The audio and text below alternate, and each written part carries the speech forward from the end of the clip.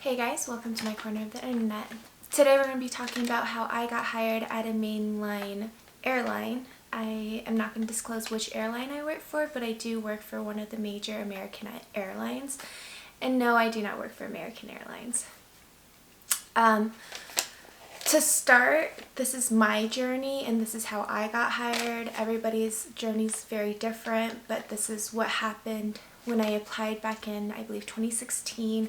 And then I applied again in 2018, and then I went to training in 2019.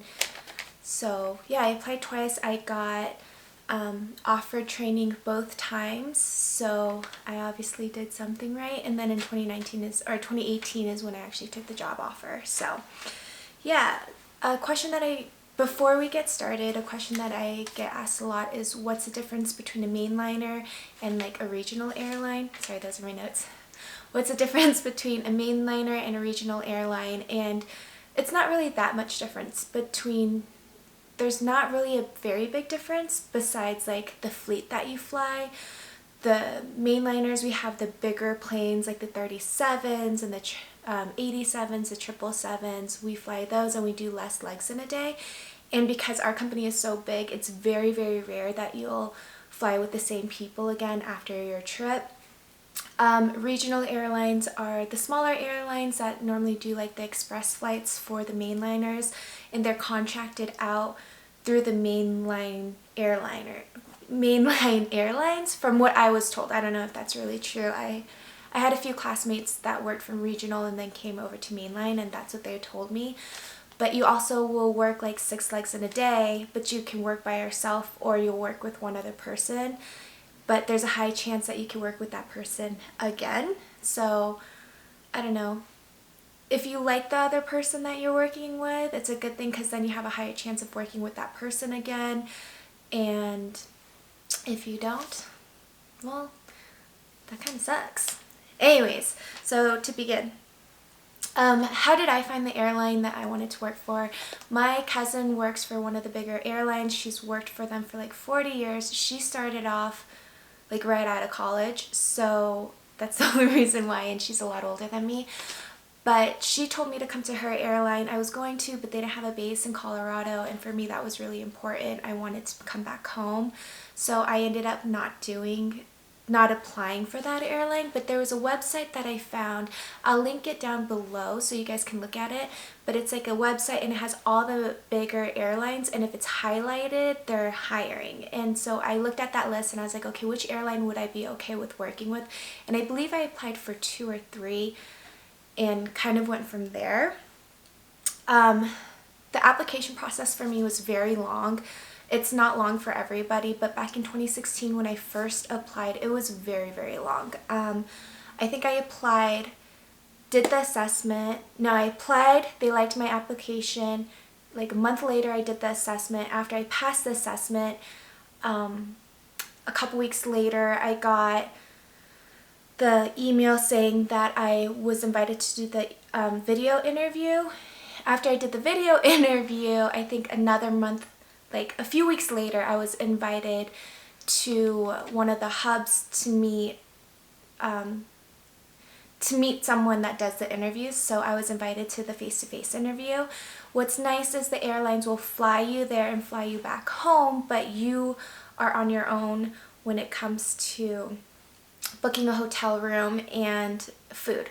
So what I did was I just found a hotel really close to the area of where I was going. In 2016, I had to take an Uber there because the hotel that I was staying at, first they told me that they would take me there, and then they told me that they weren't, it's fine. It wasn't a big deal. I just took an Uber.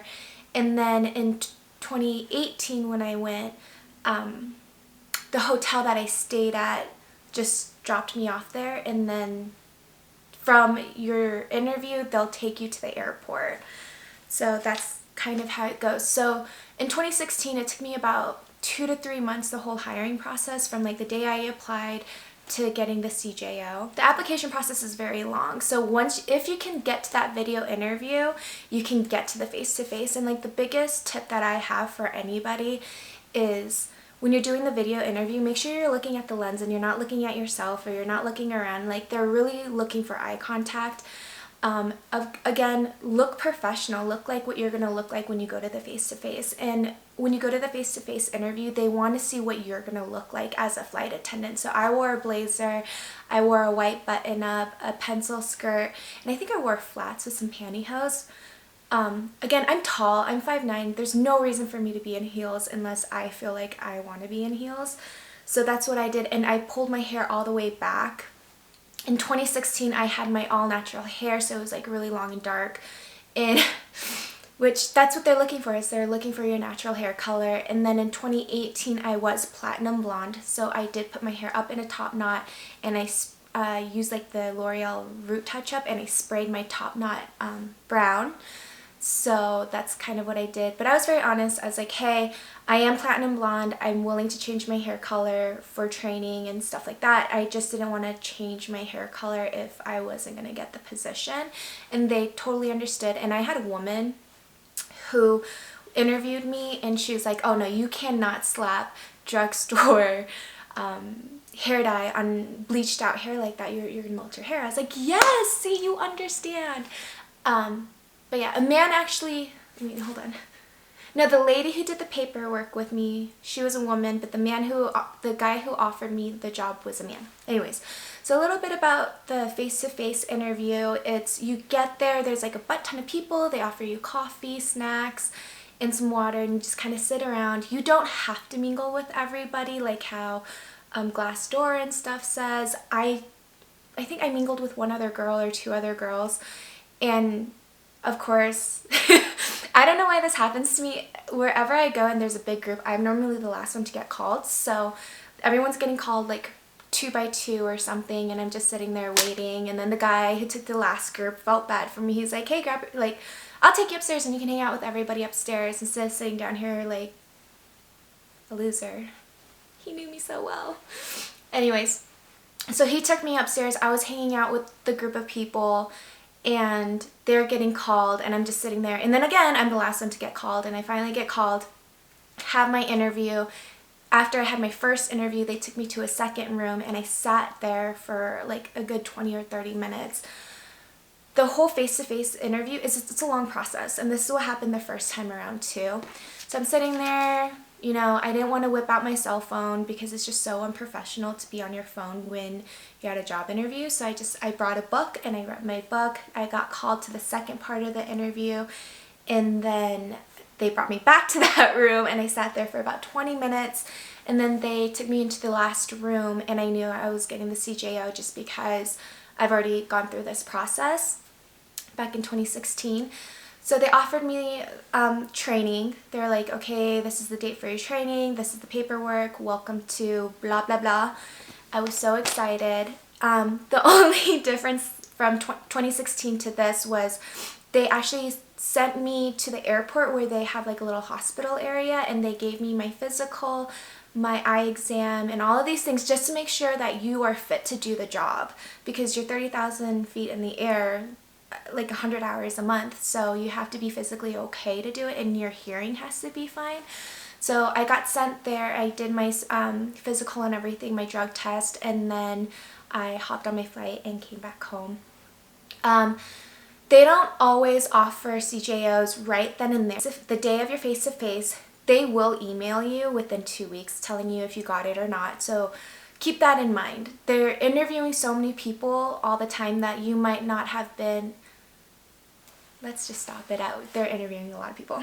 But yeah, because they're interviewing a lot of people, sometimes they just want to interview more people before they like offer it to you, or like, I don't know. I don't really know the process. I'm not in recruiting, so I can't tell you that, but I know some people got hired after the face-to-face.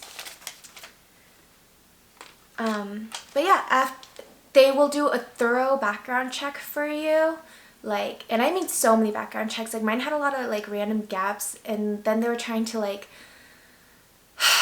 verify employment, but then where I worked the longest, it was like 9 years or something, was no longer in business, and they're like, well, we need a W-2. I'm like, who the hell has a W-2 from like 2012? I don't. I'm not that organized. But yeah, so after you sign papers, you go to the place to do your physical, and then you go home. They send you emails throughout the weeks or however long it takes you to get to your training day, and then you're at training, and training goes by so fast. Anyways, that's how my application went for my mainline airline. That's how my application process went. It might be totally different for you. Who knows? If you want to do it, do it. The worst you'll hear is no, but then there's so many other airlines that you can work for. And you could even start off at a regional airline and then go to a mainliner. You just have to be there for like a year or two, because I had clients that worked for regional and then they wanted to go to mainline, but then they had like a contract between like the airlines, so it's not like they're hopping back and forth. So that's something to remember. Anyways, I think that's it. That's really it. I have a video coming up about training and how to get through it. I even have a little bit of some Snapchats left still, and we'll put those in the video also. But yeah, if you guys have any other questions, go ahead and leave them in the comments below, and we'll get back to you as soon as we can. We'll see you in my next video. Bye, guys.